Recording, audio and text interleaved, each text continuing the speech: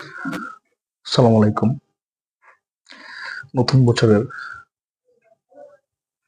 সবাইকে আন্তরিক অভিনন্দন এবং অন্তরের অন্তঃস্থল থেকে শুভেচ্ছা জানাই। আজকে যে কবিতাটি আবৃত্তি করব সেটা হচ্ছে স্বপ্নভঙ্গ। স্বপ্ন যত চোখের পাথায়, হৃদয়ে বাজে প্রেমের সুর। দীর্ঘ রাত্রি তোমার ছোঁয়ায়, মলিন সুধার অমৃতের রূপ। ঝরা পাতা আর হাতটা তোমার কাজল চোখে লাগে অপরূপ। স্বপ্ন ভাঙার শেষে দেখি তুমি কাছে নাই, আর আমি চুপ।